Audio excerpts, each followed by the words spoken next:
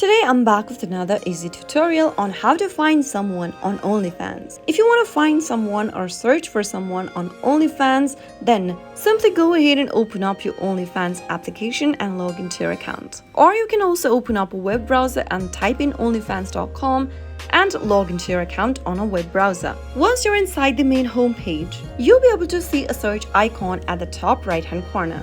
Tap on it and try searching for users or posts. After you type in the username or the name of the person, simply perform your search and your search results should appear on the screen. Go ahead and find the person that you are looking for from the result and tap on their name. Once you do that, you'll be able to see the person's profile right away on your screen. You can now go ahead and subscribe to the person to see their posts on OnlyFans. That is how you can easily find someone on OnlyFans. If you found the video to be helpful, go ahead and give us a thumbs up. Don't forget to subscribe to the channel by hitting the subscribe button.